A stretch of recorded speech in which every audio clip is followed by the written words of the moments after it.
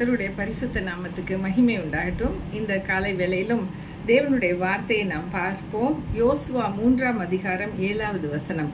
கர்த்தர் யோசுவாவை நோக்கி, நான் மோசையோடு இருந்தது போல உன்னோடும் இருக்கிறேன் என்பதை இஸ்ரவேலர் எல்லோரும் அறியும்படிக்கு இன்று அவர்களுக்கு கண்களுக்கு முன்பாக உன்னை மேன்மைப்படுத்துவேன் சொல்றாரு. ஹல்லேலூயா. மற்றவங்க நம்மளை பார்க்கும் பொழுது இவங்க உண்மையிலே ஆண்டவருடைய பிள்ளை அப்படின்னு அறிந்து கொள்ளும்படிக்கு தேவன் அற்புதங்களை செய்கிறார். ஹல்லேலூயா. நிறைய பேருக்கு தெரியாது பார்த்தீங்களா? ஆனால் ஆண்டவர் சொல்றாரு, நிறைய பேருக்கு தெரிகிறபடிக்கே நான் உனக்கு அற்புதம் செய்வேன், நீ வழி நடத்துன்னு சொல்லிட்டு சொல்றாரு. அது மாத்திரம் இல்ல, நான் மோசையோடு இருந்தது போல நான் உன்னோடும் இருப்பேன்னு சொல்றாரு. யோசுவா இஸ் வெரி யங் மேன். அவருக்கு மோசே வழி நடத்திட்டு வந்துட்டாரு, ரொம்ப தூரம் வரைக்கும் கொண்டாந்து விட்டுட்டாரு. நீ கானானுக்குள்ள போக வேண்டியதுதான். அப்போ உடன்படிக்கை பெட்டி எடுத்துட்டு அவங்க ஆசாரியர்கள் கிராஸ் பண்ண வேண்டியிருக்கு. யோர்தான் நதி கரை புரண்டு ஓடி வருது. அவ்வளோ ஒரு ஃபோர்ஸ்ஃபுல்லா ஒரு சுனாமியை நம்ம நினைச்சு பார்க்கலாம். அப்படி வரக்கூடிய ஒரு தண்ணீர் கரை புரண்டு வந்துட்டு இருக்கும்போது ஆண்டவர் கட்டளை கொடுக்க சொல்றாரு. அதே மாதிரி யோசுவா அந்த கால்கள், அந்த ஆசாரியர்களுடைய கால்கள் அந்த தண்ணீர்ல பட்ட உடனே என்ன அற்புதம் நடக்குதுன்னா,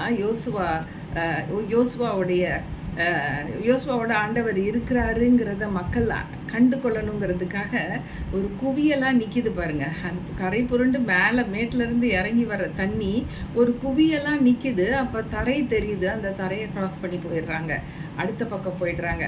இது கர்த்தர் யோசுவாவுக்காக செய்த மகா பெரிய ஆச்சரியமான ஒரு காரியம் பாருங்க. அதுதான் சொல்றாரு, நானும் உன்னோட தான் இருக்கிறேன். மோசையோட இருந்தேன்ல, 10 வாதைகள்லாம் வந்துச்சு. அதுல இருந்தெல்லாம் இஸ்ரவேலரை காப்பாற்றி இவ்வளவு தூரம் நான் கொண்டு வந்தேன்.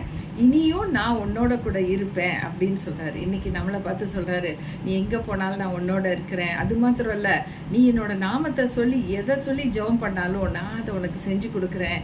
அதனால ஜனங்கள் எல்லாருக்கும் தெரியும் நீ யாருடைய பிள்ளைன்ட்டு, இயேசுவோடைய பிள்ளை. அதனால அவங்களால செய்ய முடியுது அப்படிங்கிறத உலகமே கண்டு கொள்ளும் அப்படின்னு சொல்றாரு. ஹல்லேலூயா.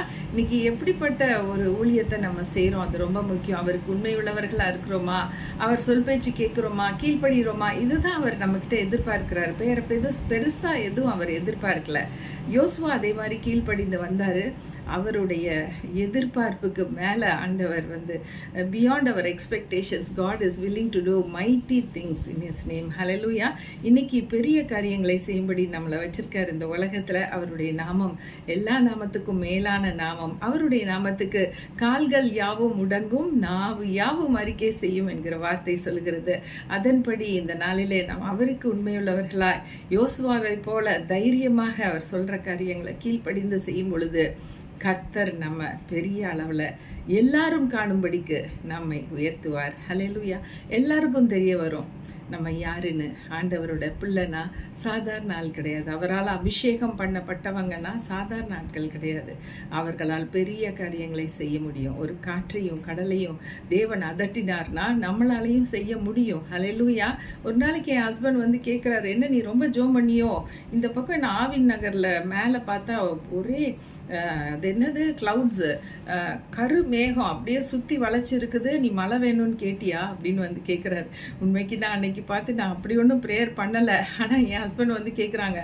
அப்படின்னா என்ன அர்த்தம்னா, அவருக்கு நல்லா தெரியுது என்னோட மனைவி ப்ரே பண்ணானா ஆண்டவர் செய்கிறாரு அற்புதங்கள். இயற்கையவே அவரால் மாற்ற முடியும். நமக்காக நம்ம ஜெபம் பண்ணணும். அப்படி உள்ள நான் பெருமைக்காக சொல்கிறேன்னு நினச்சிட்டு என்ன யோசிக்காதீங்க.